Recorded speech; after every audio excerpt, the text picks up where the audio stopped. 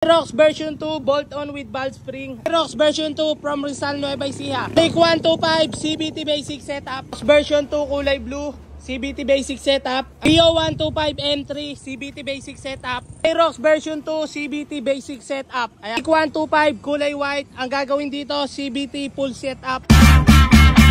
Aerox version 2 bolt-on with valve spring. Ayan, ito lahat yung ikakabit natin. RS8 na cam, CRP na valve spring. Tapos head gasket, piston ring, palt din bago. Tapos CRP na valve seal, CVT cleaner, coolant, tapos fuel filter. Magpapalt din yan. Ayun na, binaklas na nila. Nalas na, tapos ikakabit na yung laman loob sa head. Tapos papaltan na nila piston ring. Lilinisin na rin throttle body niyan lahat. Tapos ito, MIUI 125. Ayan, ginawa rin. Inayos din tong MIUI 125 na to. Ayan, binubuo na siya ngayon. Sila boss may-ari nitong Aerox. Taga dito lang kayo, no kaya? Patalak. Ayan, patalak lang sila, Kabanatuan. Aerox B2, bolt-on with valve spring. Aerox version 2, CVT basic setup. Ayan, si boss ang may-ari, si sir. Ayan, from Zambales. Ito yung mga piyesa natin ikakabit sa kanya. Itong TSMP na pulley, CRP na center, RS8 na clutch spring, tapos CRP na flyball. Tapos ito yung tuning washer. Tapos papalit din tayo ng pump belt na 2DP. Tapos yung bell niya, niregroove lang natin. Ayan, nakaregroove na siya. Tapos magpapalit din tayo ng air filter. Kasi napakadumi na ng air filter niya. Ayun o.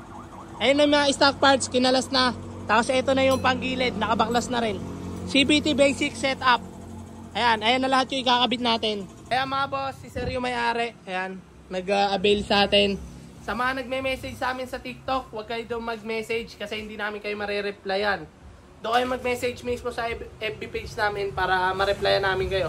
Version 2 kulay blue, CVT basic setup. Ang gamit natin pulley dito ay TSMP, CRP na flyboy, CRP na center, tsaka CRP na clutch. Ayan, 1515 lang kinabit natin dito.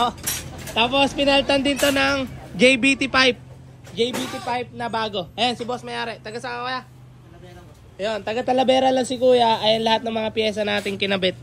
CVT basic setup plus JBT pipe. Good morning, Sunday ngayon.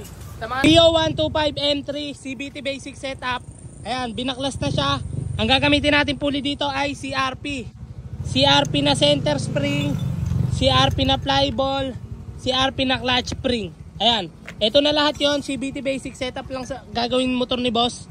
Binaklas na siya. Ayan, from Bungabon, Nueva Ecija. Baklasan na yan, Mio M3. Naka-pipe na rin pala siya. Nasaan? Saan na din yung pipe?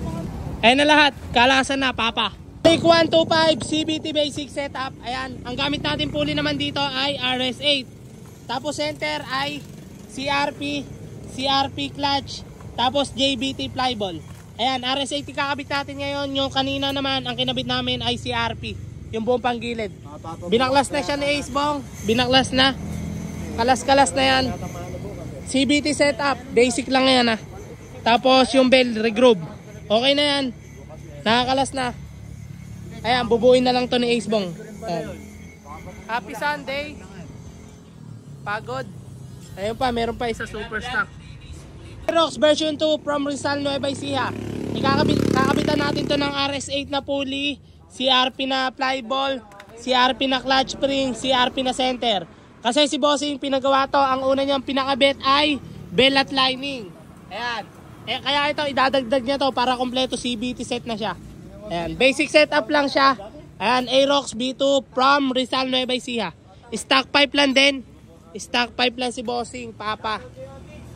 Ayan, ginagawa na, ginagawa. Ayan. Tapos meron pa dito isa, super stock. Ayan, dinidegree. Super stock yan. Ayan, baklasa na yan. Sa mga nagme-message sa akin sa TikTok, huwag kayo doon mag-message. Doon kayo mag-message sa FB page namin para ma-replyan kayo. Kami, katulad nito, may ginagawa dito, may ginagawa doon, may ginagawa dito. Paano pa kami makapag-reply? 125, kulay white. Ang gagawin dito, CVT full setup. From Aliaga, Nueva Ecija. Ayun, si boss may-ari. Ay kakabit sa kanya, RS8 na pulley, click, tapos RS8 na bell, CRP na center, CRP na clutch, tsaka JBT na flyball. Ayan, nakabaklas na yung panggilid niya. Isasalpak na lang lahat yan. Ayan, si Kuya na gagawa. Tapos i-change oil na rin, tsaka papalitan ng gear oil. Click 125 yan, bagong-bago pa lang to. Ayan, tapos ito yung NMAX, inaayos din yan, inaantay-lay pyesa. Tapos itong Mio 125 M3, inaayos din. Wait lang di pyesa yan. Okay na pala yung pyesa yan, ayun. Tapos ito pa, yung kay Ace, inaayos din yan. Tapos meron kaming super stock sa loob. Yun.